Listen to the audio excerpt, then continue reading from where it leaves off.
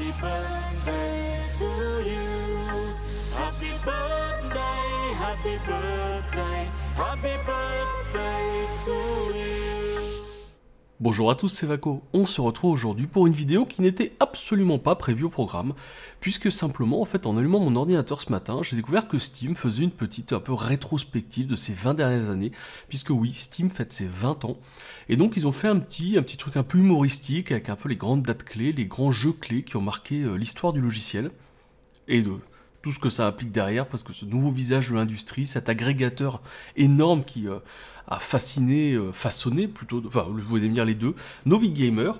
Et en fait, à travers ces dates clés, ça m'a permis moi aussi de me refaire un petit peu une mise en abîme aussi de toute ma carrière de gamer.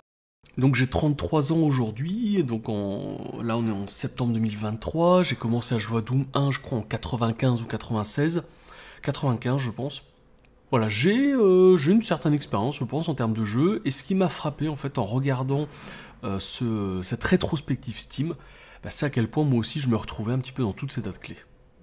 Donc cet épisode peut tout à fait s'écouter comme un podcast, puisque vraiment, je vais juste utiliser, en fait, le support Steam, un petit peu, voilà, pour accompagner mon propos. Si vous avez 15-16 ans et que vous voulez juste des gros vidéos gaming, pampan-tutu, je pense que là vous allez clairement vous faire chier. Si vous avez la trentaine, que vous aussi vous avez envie un petit peu de replonger dans le passé et de partager un moment des souvenirs de gamer, écoutez, vous êtes les bienvenus. Valve a lancé Steam le 12 septembre 2003, et oui j'avais 13 ans, et nous ressentons une fierté, une gratitude immense en constatant ce que nous avons accompli ces 20 dernières années. Bah oui, c'est vrai que Steam, ça a quand même sacrément changé la vision, du moins que moi j'ai eu des ordinateurs, parce qu'effectivement, je me souviens encore à l'époque où il fallait acheter ces boîtes, installer ces CD, tout était compliqué, il fallait les codes, il y a toujours un moment où vous passez des CD, mais vous n'aviez pas le code, vous pouviez rien faire. Et c'est vrai que Valve via Steam, a quand même tellement simplifié l'industrie vidéoludique. Ouais. 2004, Counter-Strike Condition 0 est le premier jeu lancé par Valve sur Steam. Ouais, Counter-Strike Condition 0, j'y ai beaucoup joué. Je pense pouvoir dire sans ombrage que j'étais sûrement le joueur le plus nul n'ayant jamais existé sur Counter-Strike CZ. Parce qu'effectivement, moi c'était l'époque où je jouais plutôt sur PlayStation 1 ou PlayStation 2. J'avais des amis qui avaient des 64. Et je me retrouve un petit peu, et surtout, quand je joue à Doom 1, encore une fois, on était en, 95, un truc comme ça. Je ne savais pas en fait comment modifier les touches, l'attribution des touches sur un ordinateur. Ce qui fait qu'en fait, je jouais à Doom avec la croix directionnelle, donc avant-arrière, tourner à droite, tourner à gauche, et le bouton espace pour tirer. Donc je ne savais pas strafer, je ne savais rien faire. Et donc en plus, j'y jouais en croisé, puisque en fait, avec ma main gauche, j'étais sur la croix directionnelle du clavier. Et en fait, avec ma main droite, j'étais sur la touche espace. Donc en plus, je jouais avec les bras croisés. Donc imaginez, en tant que gosse, c'était assez compliqué, mais j'en garde des souvenirs magnifiques. Parce que pour moi, Doom 1 reste en fait le meilleur jeu qui ait jamais été fait. Il est absolument extraordinaire à tout point de vue. Et avant que vous me posiez la question, non, moi je venais d'une famille, on n'avait pas d'ordinateur à la maison. Enfin, on avait un ordinateur qui faisait tourner Doom 1, donc un Windows 3.11, une beauté. Mais malheureusement, on n'a jamais eu la puissance à la maison pour faire tourner du Half-Life. Donc malheureusement, c'est quelque chose à côté duquel je suis passé en fait toute ma jeunesse. 2005, on a du Day of Defeat Source et Ragdoll Kung Fu, qui sont un petit peu les jeux emblématiques de cette année-là pour Steam. C'est vrai que moi, c'était pas, encore une fois, 2005, c'était pas forcément des années sur lesquelles je jouais sur ordinateur, je regarde juste les jeux qui sont mis en avant. Ouais, non, effectivement. Day of Defeat Source, j'ai joué un petit peu chez mon cousin. Si jamais tu veux t'entendre cette vidéo, Kouz, voilà, c'est un peu les souvenirs. Pareil, CSS, c'était déjà un moment où j'avais moins accès à l'ordinateur, mais par contre, 2005, j'avais 15 ans, c'était PlayStation 2 à fond. C'était PlayStation 2 à fond. Alors, j'avais pas forcément beaucoup de sous pour avoir beaucoup de jeux, mais on ponçait du Final Fantasy X, on ponçait du Siphon Filter, on ponçait du Tekken Tag Tournament. Je jouais à Champions of Noras avec mon frère et ma sœur. Donc mon petit frère et ma petite sœur, des très belles années, des très très belles années, voilà, PlayStation 2, petit ange parti trop tôt.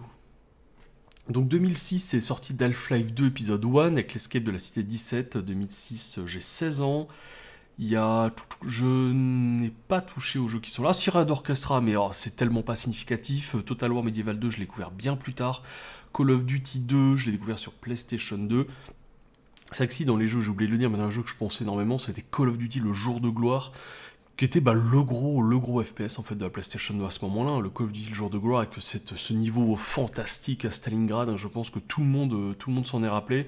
Bon, au même titre que je pense que personne ne se souvient de la campagne d'Afrique, qui pourtant était pas inintéressante, mais quand on le revoit aujourd'hui, c'est quand même un petit peu compliqué. Alors 2007, Valve est complètement déchaîné cette année-là. Portal, Team Fortress 2, Half-Life 2, épisode 2. Alors Call of Duty 4, Modern Warfare, forcément j'y ai joué, forcément très très grand jeu, même si c'est pas celui qui m'a le plus marqué, moi ça restera Modern Warfare 2. Portal, je l'ai découvert sur le tard, en fait j'ai découvert la série, mais d'abord avec Portal 2, jeu absolument extraordinaire, et surtout en fait je crois que c'est en voyant ça que je me suis dit je vais faire cette vidéo là, tiens vas-y je vais improviser un truc. Bioshock, on est en 2007, donc j'ai 17 ans, j'ai ma 360 depuis vraiment pas longtemps. Et Bioshock, ça fait partie des quelques jeux qui m'ont mis une claque phénoménale, où vraiment en fait, quand j'ai eu accès, quand j'ai eu ce soft là en main, je me suis dit mais en fait on n'est plus sur un jeu vidéo. Pour moi on était passé sur quelque chose de nouveau. Je veux dire c'était la construction d'un monde qui était crédible, qui était cohérent, qui avait un design architectural qui est extraordinaire, qu'on n'est même pas capable de faire dans la vraie vie. Tout était vrai, je veux dire, il y avait des toilettes, des restaurants, il y a un restaurant, il y avait la cantine, enfin tout était complètement crédible, complètement organique. Le jeu était absolument fou. Enfin, je veux dire, la première fois que l'avion s'est craché dans l'eau, la première fois que vous êtes ressorti et que vous voyez le brasier qui se reflète sur l'eau, ça n'existait pas à cette époque-là. Quand vous balayiez dans Rapture, que l'eau suintait de partout, il y avait des flaques d'eau stagnantes. Enfin, encore une fois, pour moi, c'était vraiment, ça faisait partie des quelques jeux. En fait, je me suis dit, non, mais le jeu vidéo, c'est pas simplement un truc que j'utilise pour passer le temps le samedi après-midi quand je m'emmerde à la campagne. En fait, le jeu vidéo peut vraiment être une œuvre artistique complète, pleine et entière, qui peut même vous inspirer, vous, dans votre vie, pour faire quelque chose. Alors vous pourriez me dire, oui, mais il y a eu ci, il y a eu ça avant. Oui, mais en fait, je m'en fous. Je vous dis pas que c'est le premier. Je vous dis que c'est celui qui, moi, m'a impacté à titre personnel, qui vraiment ouais, je pense, changé ma vision du média. Donc là on est en 2008, sortie de Left 4 Dead. Encore une fois, Left 4 Dead, ça a impacté les joueurs PC. Quand vous n'étiez pas un gros joueur PC, vous n'aviez pas de PC, vous ne pouviez pas. Donc 2008, moi j'ai 18 ans, je suis dans mes études. Et là, les jeux qui sont là, ouais, il y a de quoi dire. Far Cry 2, un potentiel de fou. D'un point de vue mécanique de jeu, avec la propagation du feu, il y avait les armes qui pouvaient s'enrayer, il y avait vraiment des choses qui étaient ultra intéressantes, très novatrices. Tous ces combats en monde ouvert, la possibilité de truander les gens qui vous donnent des missions pour en fait servir quelqu'un d'autre, etc. Un énorme potentiel. Mais un jeu très très mal branlé, la malaria qui vous fait chier, qui vous apporte rien. Vous faites à peu près tous les 50 mètres, il y a une patrouille, un machin, donc vous passez votre temps à aller de décor en décor. Enfin, un énorme potentiel, mais déjà pour moi, ils étaient déjà en train de se perdre dans des mécaniques à la con qu'ils maîtrisaient pas, malheureusement. Call of Duty World at War, à titre personnel, le pire Call of Duty que j'ai jamais fait, le plus mauvais. Vraiment des mécaniques détestables.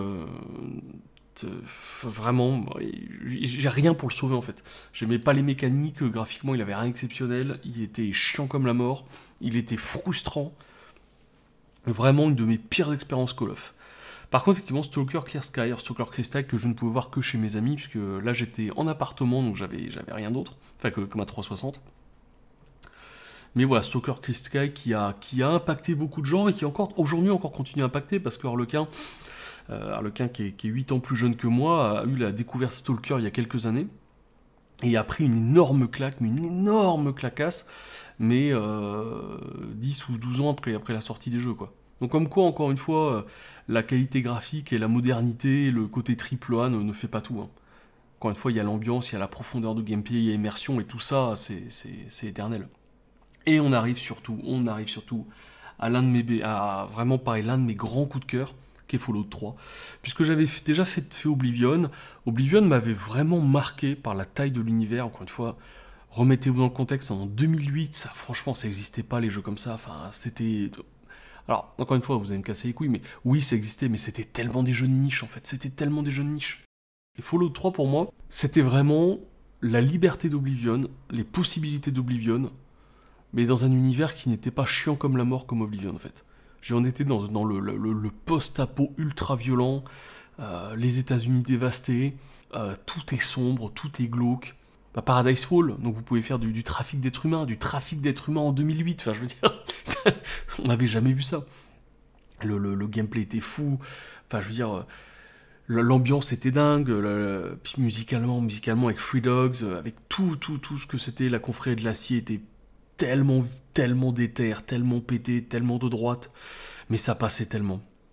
Donc non, Fallout 3...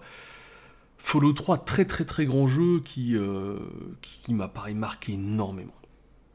Et là en fait les choses s'enchaînent, hein. 2009, il y a des grands titres, Dawn of War, alors Dawn of War 2, moi j'ai été ado un très gros joueur de Warhammer 40 000 et je suis toujours un gros joueur, ex-Warhammer Battle mais 9ème âge aujourd'hui, mais pourtant à Dawn of War non. Bah non, j'ai jamais réussi. En fait, j'ai jamais. Pourtant, c'est des jeux que j'ai rêvé pendant des années, mais j'ai jamais réussi à passer du jeu de figurines au jeu vidéo. J'ai toujours trouvé ça compliqué. Donc, je lui enlève pas toutes ses qualités, mais bon, voilà. Call of Duty Modern Warfare 2, c'est un jeu qu'on ponçait à mort. On était dans mon appart, j'avais mon pote Yo. Si jamais tu regardes cette vidéo, je pense bien à toi. On faisait toutes les missions spéciales, on faisait tous les trucs. Ce jeu, je l'ai poncé dans tous les sens. J'y ai passé tellement d'heures, tellement d'heures. Surtout j'y ai passé tellement d'heures, j'avais pas internet. Donc je faisais vraiment que les missions solo, que les opérations spéciales, je faisais que ça en boucle. Ça c'était dingue. Fear 2, moi je suis Team Fear 1, donc Fear 2 j'ai pas aimé. Et surtout Dragon Age Origins, Dragon Age Origins c'est la masterclass du RPG. Si vous avez connu Dragon Age Inquisition, vous dites oh c'est mignon, non, Dragon Age Inquisition c'est de la merde. Dragon Age jeu ça n'a aucun intérêt, ça pue. Dragon Age Origins, en fait, il fait en mieux tout ce que ses successeurs n'ont jamais compris. L'histoire était dingue, la caractérisation des personnages était super sympa, les scènes épiques étaient tellement épiques, elles étaient tellement folles. Tout était sombre, vous pouviez pas sauver tout le monde, tout le monde tout le monde crevait là-dedans, il y a même des personnages secondaires que vous pouviez potentiellement ne jamais connaître si vous alliez pas les chercher dans leur village de Bégu avant que l'invasion rase tout, c'était absolument exceptionnel. Et Borderlands Game of the Year, Borderlands Game of the Year, en fait, c'est un jeu qu'au début j'avais acheté parce que j'avais été séduit par ses graphismes. Je pense que j'ai dû voir une analyse jeuxvideo.com ou une saleté comme ça. J'ai mis le jeu, j'ai installé le jeu, j'ai lancé, je me suis dit, graphiquement c'est fou, j'ai joué 1 heure, 2 heures, je me suis dit, graphiquement c'est sympa, puis le gameplay ça bouge, c'est cool. Puis j'ai joué 3 heures, 4 heures, je me suis dit, mais qu'est-ce que c'est que cette merde? Et en fait j'ai abandonné parce que, il n'y avait pas de cinématique, l'histoire c'était 3 voix audio, machin, les dialogues c'était résumé, c'était le minimum, on passait son temps à tirer, et j'ai pas compris. Mais vraiment, j'ai pas compris. Et je l'ai mis dans un coin, je me suis dit, voilà, je viens de perdre de l'argent, mais quelle arnaque. Et en fait, c'est un jeu que j'ai ressorti peut-être 5 ou 6 ans plus tard, avec toute une team avec laquelle je jouais sur Gears of War et tout. Et à un moment, on se met à parler de Borderlands. Et en fait, on s'aperçoit qu'on l'a tous, et on s'aperçoit qu'on l'a tous quasiment pas aimé. Bon. Et on se dit, un jour, on n'avait pas envie de jouer à Gears et tout, et on se dit, vas-y, on le ressort. Et on a lancé notre première campagne coop. Et là, énorme masterclass, en fait. Énorme masterclass, puis on avait le jeu GOTY avec tous les DLC. Masterclass infini, et on a joué, et on a ri. Et c'est en souvenir de toute cette époque-là que je continue à faire des let's play Borderlands sur la chaîne. Alors en fait, c'est pas forcément les trucs qui marchent le mieux, clairement, on peut dire que ça marche pas très bien en termes de vidéos. Mais en fait, déjà, c'est des super souvenirs pour moi, parce que je me dis, dans 5 ans, 10 ans, 15 ans, je pourrais toujours les regarder, toujours me rappeler les bons moments, les bonnes rigolades, les gens avec qui on jouait à ce moment-là. Donc des super souvenirs. Et puis, je trouve que c'est bien des fois d'avoir aussi autre chose, on va dire, dans le catalogue de la chaîne que simplement des moments où on fait du gameplay ou des reviews, mais aussi des moments où il y a un peu plus d'humanité, en fait, et de spontanéité, on est plus avec des potes. Et surtout, j'ai la chance, en fait, de jouer avec des gars qui ne sont pas du tout en mode YouTube. Et en fait, à partir du moment où je recorde, s'ils ont envie de sortir de la salvanne de droite, s'ils ont envie de sortir des trucs dégueulasses, des trucs interdits, ils le font. Bon, Des fois, en vrai, je m'arrache les cheveux parce que le montage avec ça, c'est l'enfer. Des fois, je suis obligé d'aller chercher des bouts de cinématiques sur d'autres chaînes YouTube pour coller le son par-dessus les miennes parce que je suis obligé de faire sauter le son parce qu'ils ont dit des horreurs. Et donc, c'est ce que je kiffe aussi avec cette expérience Borderlands, c'est qu'il y a énormément de spontanéité et on va dire, les gars se sentent pas bridés par le fait que je recorde. Je sais même plus qu'ils en ont rien à foutre et... Messieurs, on en reparlera d'ailleurs. Et là on continue, on arrive en 2010, on est Bioshock 2, Bioshock 2, Bioshock 2, j'ai même séché 2 jours de cours. Je crois que j'étais allé le chercher un jeudi matin à la Fnac, et j'ai prétexté, je sais pas, en fait j'avais pas eu d'absentéisme du tout du semestre. Donc en fait moi j'étais en IUT et on pouvait se permettre 10% d'absentéisme, et en fait j'avais fait mes stats et je m'étais aperçu que si j'étais absent le jeudi, le vendredi, et ben en fait j'étais toujours sous les 10% d'absentéisme, donc en fait je pouvais quand même valider toutes mes matières en n'allant pas en cours pendant 2 jours. Et donc je suis arrivé, j'ai fait jeudi, vendredi, samedi, dimanche, Bioshock 2. J'ai stratopoutré le jeu. C'est une de mes belles expériences et un de mes très très beaux souvenirs vidéoludiques. Et puis Fallout New Vegas, bah écoutez, qu'est-ce que j'ai dit sur Fallout New Vegas? C'est le Fallout des Fallout. C'est un des meilleurs RPG open world qui n'ait jamais été fait. Si j'étais taquin, je vous dirais même que à aujourd'hui, c'est le meilleur RPG post-apo open world qui soit.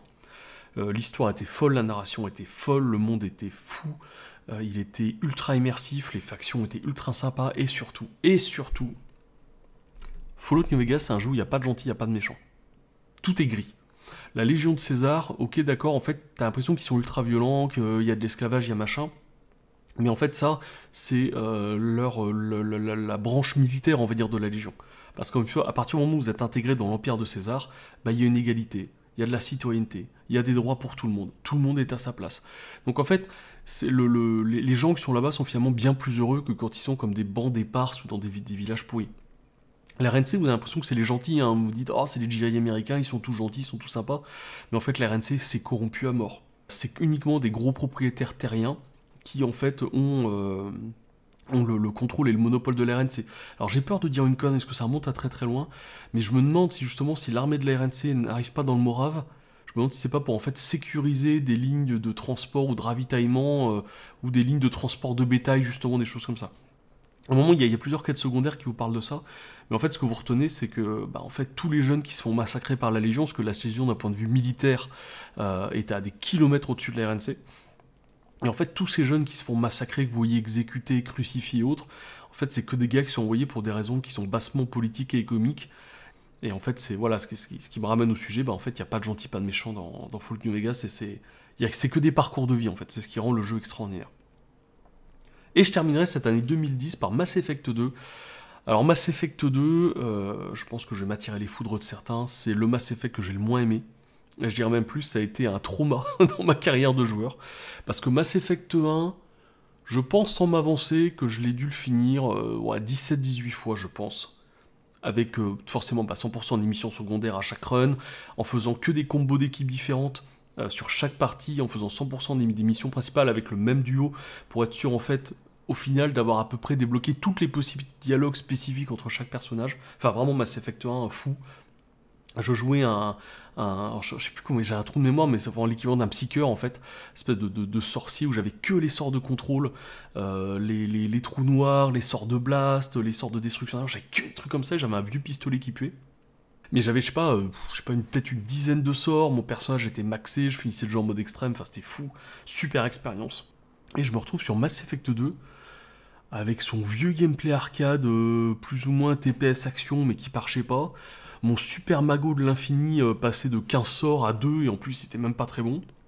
La caractérisation des personnages secondaires, j'y arrivais pas. Si, à part Mordine à la rigueur. À part Mordine, ouais, Mordine avait des vraies phrases, mais les humains, catastrophiques. On passait du Urnodvrex, la machine de guerre Urnodvrex, à un vieux pimpin sorti d'une cure.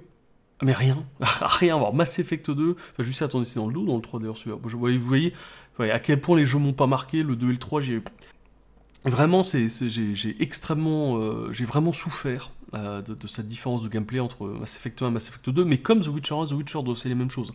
En fait, j'ai tellement aimé les premiers jeux que ces révolutions de gameplay qu'ils ont fait derrière, j'y arrive pas. Et c'est marrant parce que j'ai cette discussion-là avec plein d'amis sur Mass Effect 2, tout le monde me dit que c'est le meilleur jeu et qu'ils ont tous découvert la saga avec ça. Et forcément, eux, je les comprends, parce que quand ils retournent vers Mass Effect 1, le gameplay, ou The Witcher 1, les gameplays sont ultra rigides, vraiment à l'ancienne, mais... Après, je suis en train d'essayer de me motiver à refaire la trilogie dans le nouveau pack qu'ils ont fait. Il faut absolument que je me la fasse, mais... Mass Effect, quelle saga, j'en pleurerais rien que de vous en parler. 2011, MW3, MW3 et Shogun, je les ai pas fait à l'époque. Skyrim, forcément, j'ai fait Skyrim comme tout le monde, mais en fait, Skyrim, ça fait partie de ces jeux que j'ai jamais terminé parce que c'est un jeu, en fait, je le lançais, j'y jouais un week-end, je l'arrêtais, et en fait, 3-4 mois après, je savais plus m'emmerder, donc en fait, souvent, je recommençais les parties.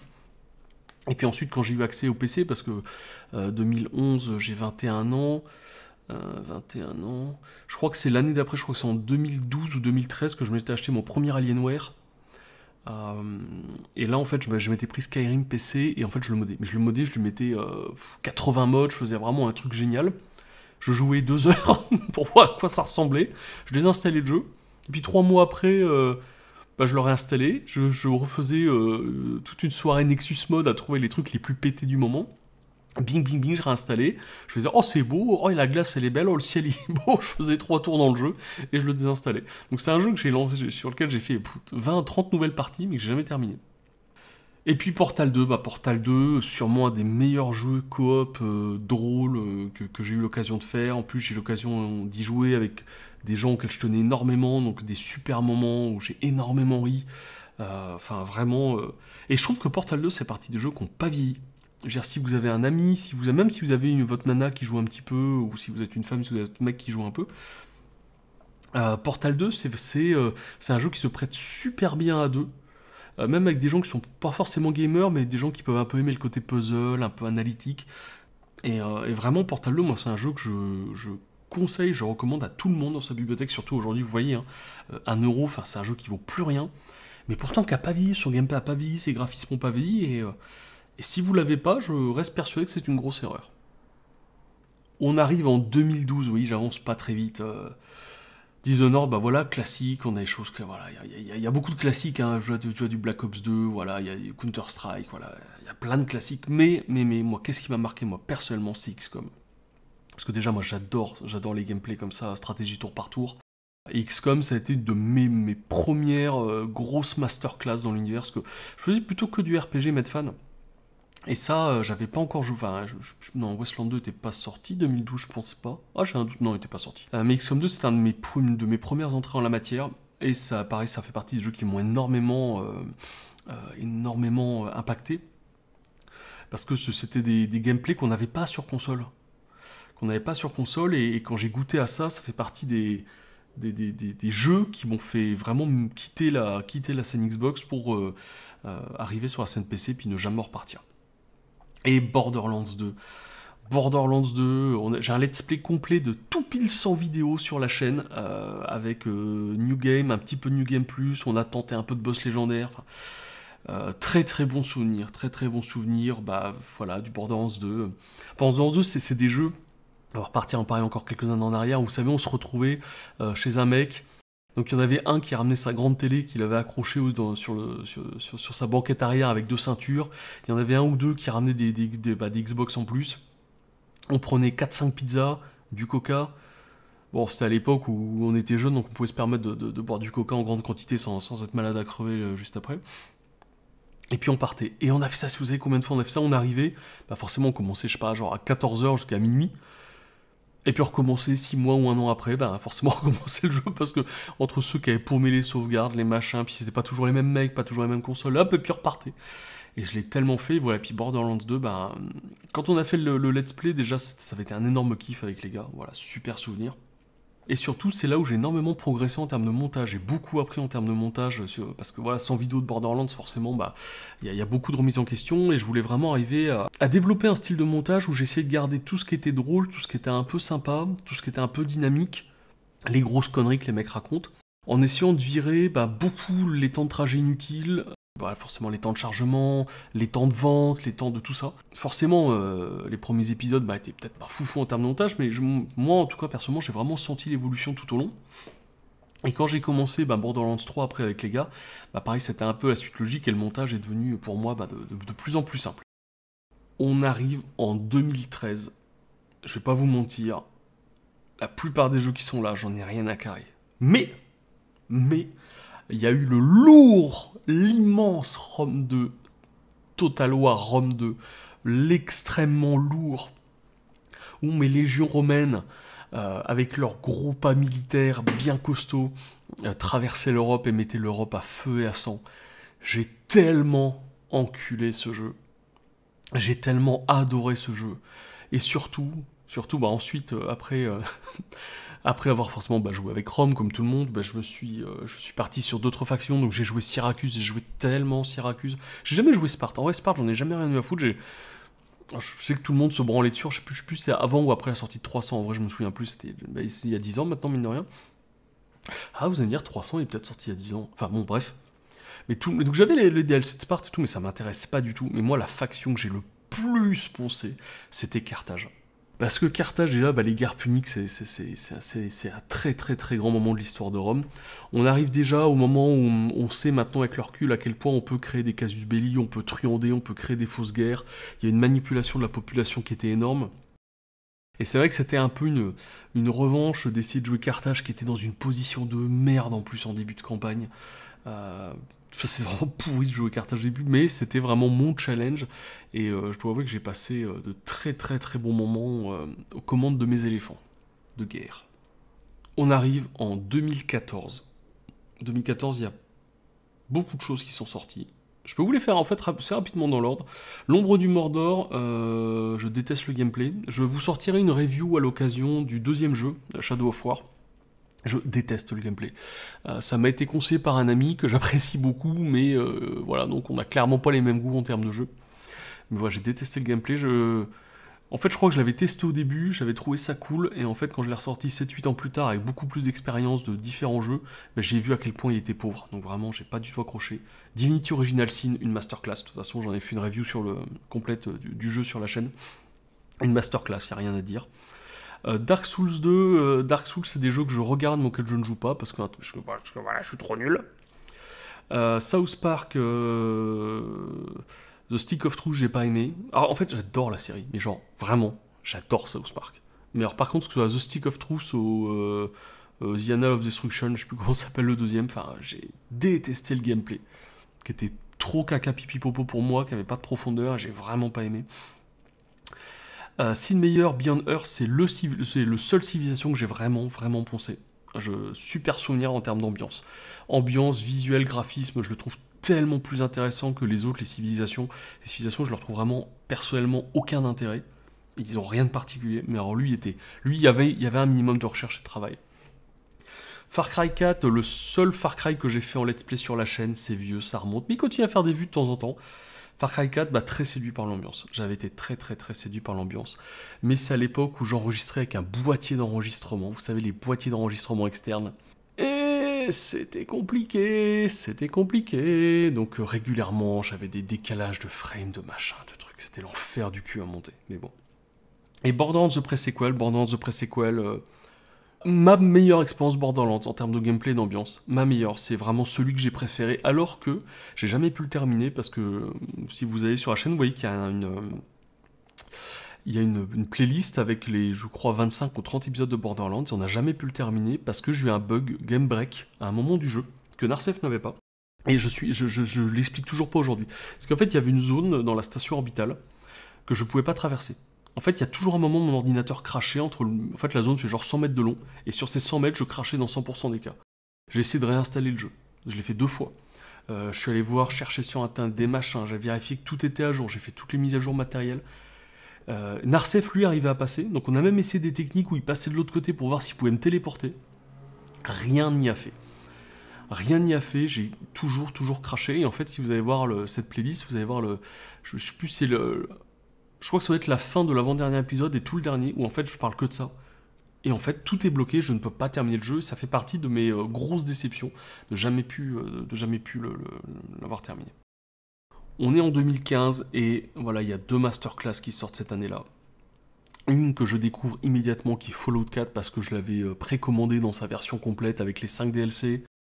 Et autant vous dire que je m'en mords encore les couilles aujourd'hui. Alors, la voix sera peut-être un tout petit peu différente parce qu'en fait je suis en train de me réenregistrer au moment du montage. J'ai essayé de partir dans des explications qui étaient dégueulasses de chez dégueulasses, donc on va recommencer vite fait. En gros, Fallout 3, c'était 5 DLC. Une extension de la carte principale, avec la possibilité d'y revenir après la fin du jeu, et 4 vraies zones complètement différentes. Fallout New Vegas, c'était 4 zones supplémentaires, donc vraiment 4 zones où vous pouviez aller, donc nouveaux ennemis, nouvelles zones, nouveaux continents et tout. et on va dire un bonus de précommande, on s'en fout, et un DLC qui était les armes des Gunrunners, qui vous donnait plein de petits challenges. Donc tu es de différentes personnes avec différents types d'armes, tu es certains boss avec des armes spécifiques, etc., etc. Donc en fait, les précédents jeux nous avaient habitués à des DLC de très bonne qualité. Franchement, après, on aimait ou on n'aimait pas, mais on n'était jamais lésé en fait, financièrement. Là où Fallout 4, je me suis vraiment senti arnaqué, c'est qu'en fait, il y avait Nuka World, ok, c'est un vrai monde, c'est dans le standing, c'est ce qu'on attend, pas de problème. Mais déjà, la quête avec le mécanicien, là, vraiment pas dingue, elle était pas très intéressante, une narration faible, puis en plus tout ça pour avoir quoi ensuite, un compagnon robot, ouais c'est sympa, mais en vrai les possibilités que vous avez justifient pas les 15 balles que vous mettez dedans, et ensuite derrière c'était que des packs de merde qui servaient à rien, pour des extensions de craft, toutes choses comme ça, sauf que le craft dans la version de base du jeu est tellement bridé, et de toute façon vous devez ensuite rapidement mettre des mods pour en fait pouvoir mettre plus d'objets, des zones plus grandes, plus hautes, etc. etc. Et en fait très rapidement vous allez modder, et en fait vous allez sur Nexus Mod, et déjà un mois après la sortie du jeu, vous aviez déjà 10 fois plus de contenu, donc de matériel de craft disponible, que ce que vous aviez dans les DLC payants à 15 balles qui sont sortis 6 mois après. Donc vraiment le vrai sentiment de me faire arnaquer quand même. Et Metal Gear Solid 5, malheureusement Metal Gear Solid 5, même si aujourd'hui je le considère comme un des 5 ou 10 meilleurs jeux que j'ai jamais fait de ma vie, sûrement un des 10 meilleurs jeux qui n'ait jamais été fait. Mais en fait MGS5, j'en ai pas vraiment profité à sa sortie, parce que j'avais été, comme tout le monde, très impacté par Ground Zero, que je n'avais pas compris, que j'ai fait. Et de toute façon, je fais une petite review de Ground Zero, où justement en disant je ne vais pas parler du jeu, je ne vais parler que de mon expérience personnelle à l'instant T. Et en fait, je suis arrivé, j'ai fait le jeu en 45 minutes, je suis arrivé au crédit de fin, j'ai pas compris. J'ai pas compris, et alors que j'avais MGS2, mais je strave MGS2, voilà. MGS3, tellement MGS3, The Boss qui est la mère de mes enfants, qui ne le sait pas encore, mais enfin c'était vraiment une saga que j'idolâtrais, voilà. Et Ground Zero m'a fait très mal, et j'ai redécouvert MGS5 des années après. Je suis, c'est le meilleur jeu de tous les temps. Et là je l'ai relancé, donc on est en septembre 2023, j'ai relancé en juillet 2023 je crois. Voilà, j'ai extraordinaire, je suis en train de je vais essayer de le golder cette fois-ci, enfin de le platiner.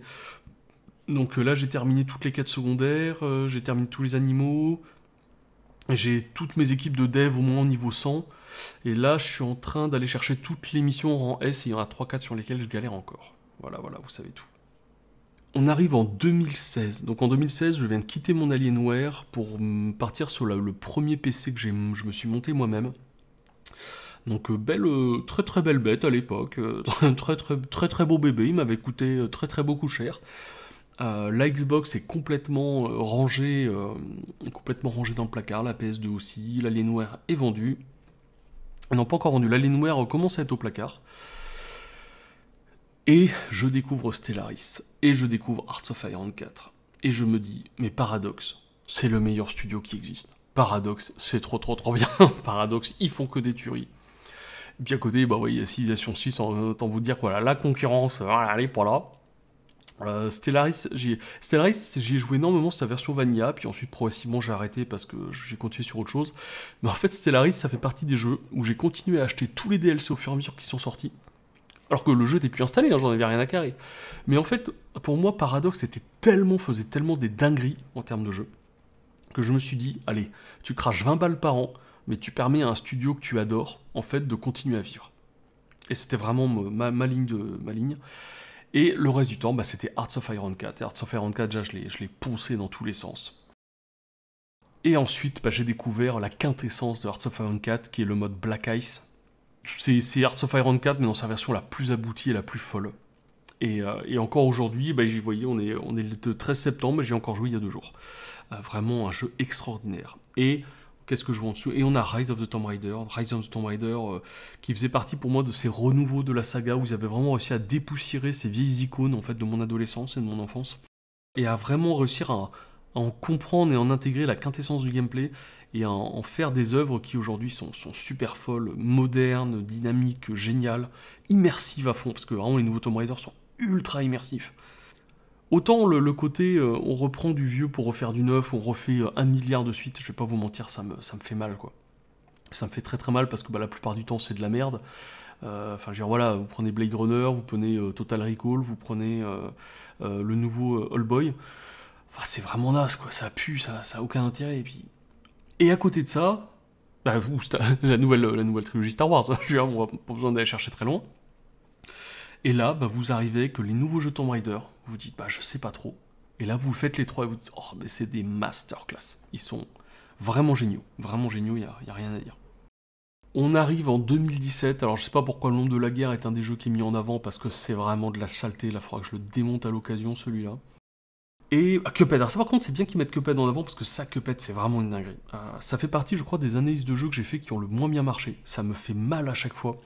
Parce que je crois que j'ai vraiment des analyses sur des jeux pour lesquels j'ai aucun respect, comme Ghost Recon ou je sais pas quelle merde j'ai sur des vidéos qui font c'est entre 10 et 15 000 vues. Mais lui, qui est un jeu absolument exceptionnel, il doit être à 40 vues, quoi. Mais 40 misérables vues, et il prend pas de vues, il est pas du tout visible, et ça me fait vraiment mal, quoi. Après, c'est vrai que 2017, bah oui, sur les top jeux, on est sur une année... 2017, c'était avant que je déménage. Je crois... Ah si, bah si, je suis con. 2017, c'était encore un moment où, si je dis pas de bêtises, on jouait... je sais plus si Survarium s'était déjà arrêté. On devait être entre Survarium, donc un des meilleurs FPS en ligne que j'ai fait, et comment il s'appelait, Rainbow Six Siege. Donc on faisait quasiment que du online. Et quand j'étais tout seul, en fait, je tournais des vidéos pour la chaîne, soit des let's play, soit des reviews. Et donc voilà, donc c'est une année où les nouveautés qui sont là, j'ai soit pas joué, soit joué des années plus tard. Bah, vous voyez, comme quoi, on continue une dinguerie, hein. On a du Shadow of the Tomb Raider qui est pareil, qui était une dinguerie. Frostpunk, énorme potentiel, mais ils sont pas allés assez loin. Assassin's Creed Odyssey, voilà, voilà, j'ai fait la petite review sur la chaîne, et surtout Hunt. Alors, Hunt, le début, on était sur Rainbow Six Siege, parce qu'il y a un des gars avec qui on jouait qui, de temps en temps, ne venait pas jouer avec nous, parce que justement, ou sur Tarkov, on était déjà sur Tarkov aussi, et qui justement faisait la bêta de Hunt de son côté. À l'époque où il y avait une map, un boss, et le jeu était vraiment, vraiment compliqué, parce que les boss étaient vraiment des sacs à PV. Et puis ensuite, bah, progressivement, un jour on a essayé Hunt, je l'avais essayé avec Magno, en termes d'immersion c'était fou. Et puis voilà, donc ça c'est sorti en 2018, aujourd'hui on est en 2023, on est à 1800 heures de jeu, je crois que je vais aller vers du Prestige 33 aujourd'hui, on y va tranquillement, on y joue un petit peu tous les jours, j'ai encore plein de vidéos qui sont déjà prévues sur le jeu, je joue quasiment qu'à ça. Tarkov, j'avoue, Tarkov il y a des hauts des bas, mais Hunt, bah déjà Hunt en fait c'est simple. Il a un argument de vente qui est imparable, c'est que Hunt, à mon sens, il a les meilleurs serveurs que je connaisse actuellement sur un jeu multijoueur FPS. Hunt, c'est un jeu qui touche dans 99,9% des cas. Si vous n'avez pas touché, c'est que vous êtes tiré à côté. Je veux dire, combien de fois ça m'arrive d'être à 5 mètres d'un gars dans Tarkov, de lui mettre 30 balles, de faire un hit, de pas comprendre sur... Alors, Battlefield 2142, 42, enfin je sais plus le nouveau Battlefield, là. Oh putain, l'enfer. Rainbow Six Siege, nous on y a joué avant l'opération Hills, donc je vous cache pas que voilà, combien de fois on s'est arraché les couilles en fait devant les... Y a rien qui passait. Et Hunt, je crois qu'en vrai, c'est sûrement la raison pour laquelle on y retourne tous les jours sur Hunt. Même quand on a envie de faire autre chose, on revient quand même sur Hunt. Parce que Hunt, ça touche. Et en fait, quand vous aimez les FPS, bah Hunt, ça touche. Et en fait, c'est ce qui est le plus important. Et puis en fait, il est dingue, il est immersif, il y a plein de trucs à faire, il y a plein de gameplay, plein d'armes. Enfin, c'est un jeu qui est absolument exceptionnel.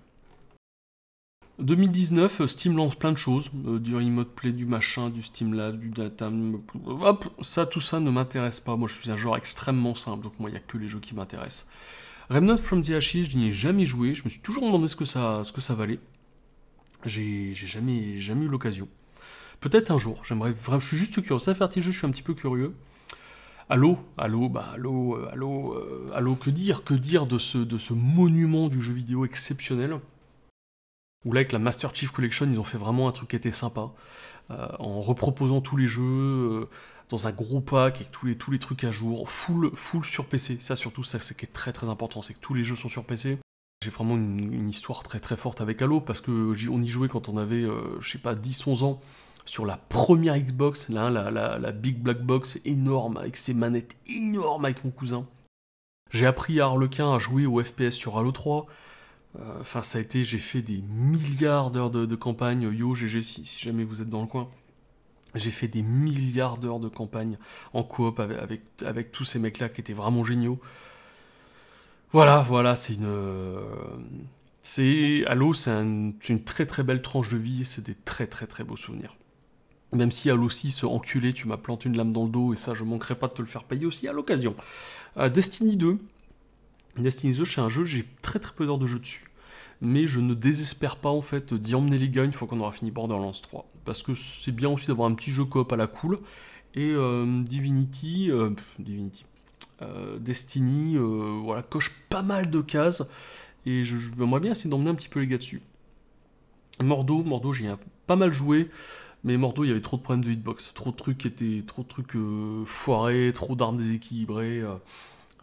Mais par contre, le module de création de votre personnage là, que ce soit d'un point de vue thématique ou visuel, c'était exceptionnel.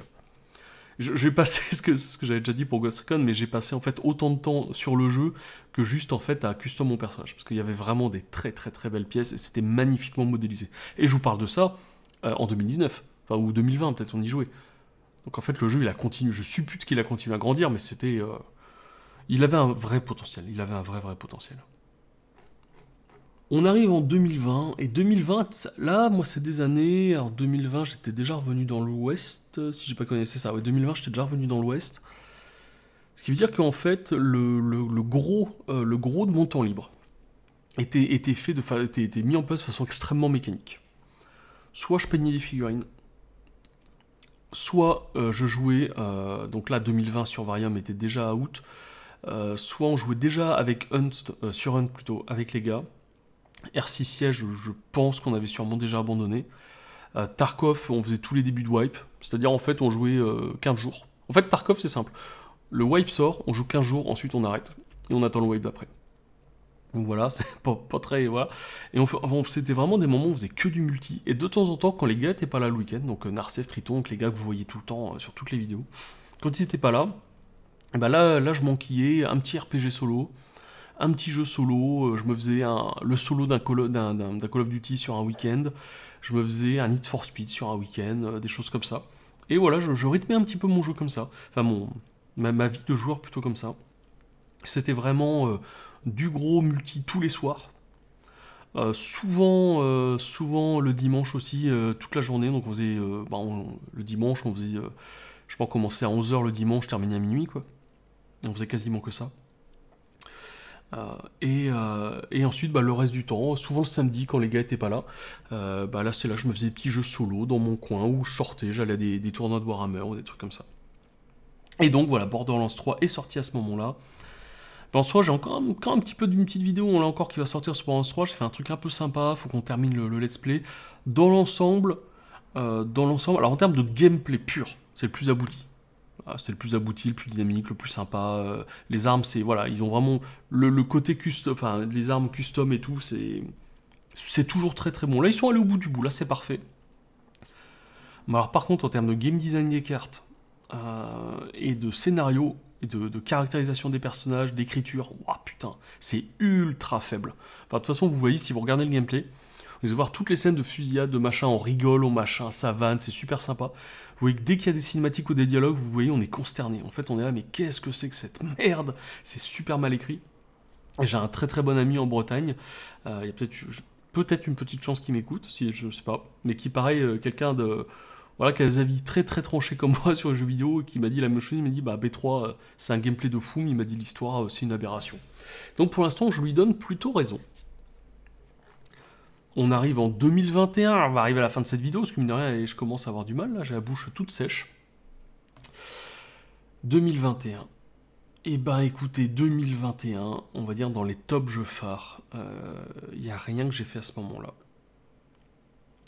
Ouh, qu'est-ce que c'est que cette Legendary Edition à 12 € là, c'est beau ça, c'est beau comme tout, va falloir que je me penche là-dessus, bref. Halo Infinite multiplayer, j'y ai jamais touché, je n'ai jamais joué au multijoueur. Tout ce qui est Nier, j'y ai pas joué. FIFA, c'est pas ma cam. Forza, Forza, j'y jouais sur Xbox 360. C'était peut-être Forza 3, peut-être, qui était très très bien, mais ouais, c'est plus forcément ma cam aujourd'hui. Et tous les top jeux, rien de particulier. De toute façon, c'est très simple, en fait, si vous voulez regarder un petit peu mon expérience vidéoludique par année, en fait, vous prenez la playlist des analyses de jeux. Je crois qu'on doit être à 65 ou 66 jeux là, sur lesquels qui ont eu des reviews sur les 8-9 dernières années. Et en fait, vous remontez les dates et vous voyez vraiment comment s'est orienté en fait ma recherche de jeux.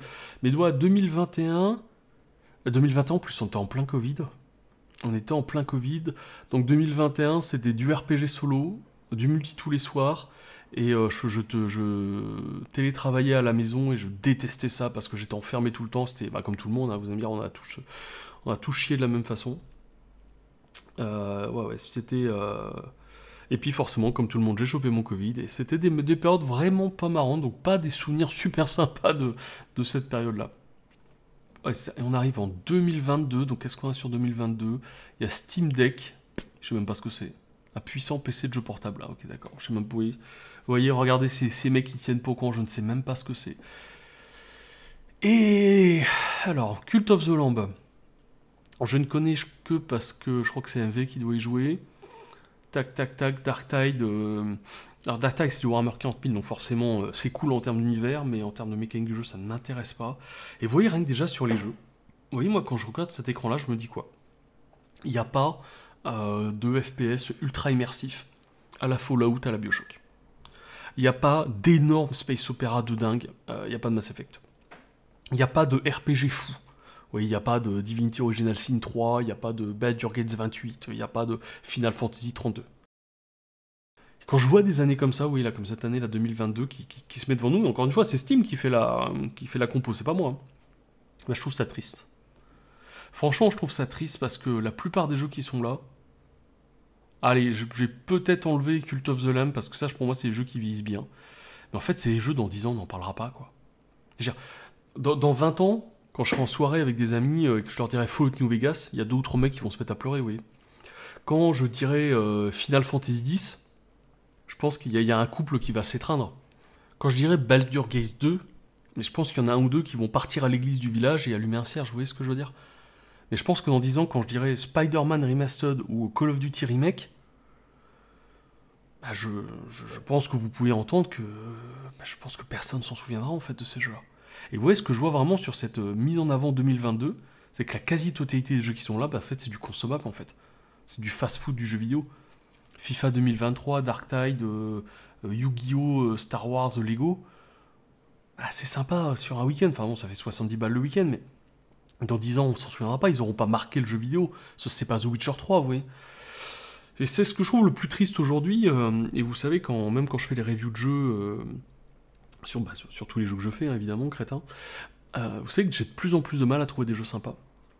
Là, j'ai passé pas mal du temps sur des trucs comme, vous savez, sur les sites de clés, à trouver des trucs un peu sympas.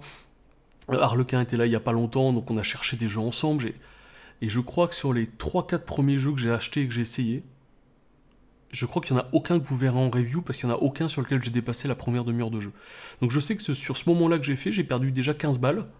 Bon, c'était le jeu, vous voyez, à 2-3 balles à chaque fois, ou 5 € avec des grosses réductions, mais en fait, sur ces en gros 15 balles de jeu que j'ai acheté, il n'y en a aucun que j'ai apprécié, il n'y en a aucun qui m'a marqué, il n'y en a aucun que vous verrez en review.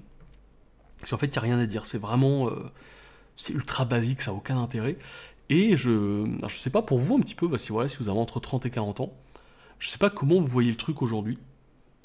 Bon, j'enlève Baldur's Gate 3 qui vient de sortir, hein, attention, me cassez pas les couilles. Mais dans l'ensemble, sur une année complète de gaming, moi j'ai de plus en plus de difficultés à trouver des bons jeux. J'ai un très très bon ami à moi que je connais depuis plus de 20 ans qui a eu la gentillesse à un moment de me faire un petit peu une shortlist de plein de jeux type RPG tour par tour. J'ai fini sa shortlist, c'était que des sombres merdes. C'est super gentil à lui d'avoir pris le temps pour me préparer ça, mais c'est que des jeux récents et c'est nul, c'était nul à chier à chaque fois. Et donc voilà, donc là aujourd'hui j'ai de plus en plus de mal, je n'ai plus de grandes masterclass comme j'ai pu en connaître il y a des années. Et est-ce qu'il y a encore quelque chose? Et 2023, il nous disait encore quelque chose, on a quoi? Age of Wonders 4, Ah bah tiens, je savais même pas qu'ils en faisaient un 4.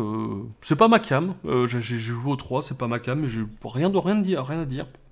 Baldur's Gate 3, de toute façon, je pense que vous voyez ce petit liseré gris là, vous savez ce que j'en pense. Sons of the Forest, j'ai pas eu l'occasion de le faire, mais j'ai adoré The Forest. Donc sûrement. Ça, je sais pas, ça c'est pas ma cam, ça c'est pas ma cam, c'est pas ma cam, c'est pas ma cam. Grosse question.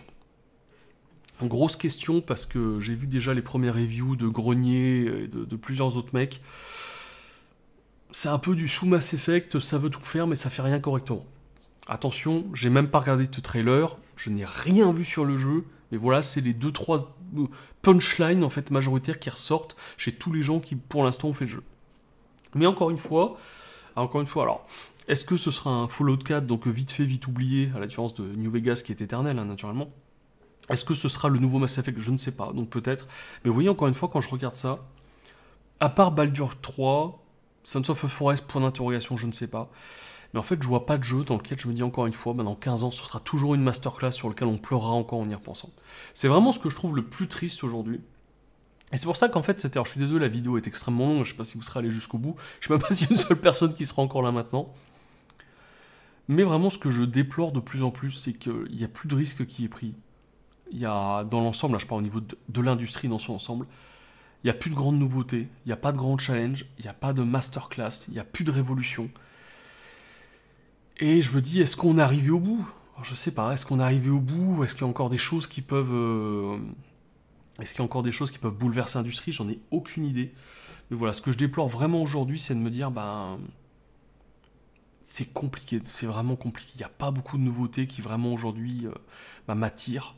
Après, est-ce que, forcément, voilà, est-ce qu'au bout de plus de 25 ans de jeu, presque 27 ou 28, enfin ouais, 27-28 ans de jeu, est-ce que je suis peut-être aussi devenu trop select? Est-ce que j'ai trop joué? Peut-être le fait d'avoir trop joué fait peut-être que j'ai trop fait le tour des gameplays. Je ne sais pas. Mais en tout cas, voilà, c'était très intéressant de refaire un petit peu cette review-là, parce que forcément, ça d'essayer de me rappeler aussi où est-ce que j'étais à chaque moment, à quoi je jouais, quel était mon contexte, soit scolaire, soit professionnel. C'était intéressant, c'était sympa. Donc voilà, j'espère que ça aura diverti certains d'entre vous. J'espère que les plus âgés auront pu, avec moi, refaire cette petite mise en abîme. En tout cas, si vous êtes restés jusqu'au bout, je vous en remercie. Et je vous souhaite une très très bonne fin de journée. Salut!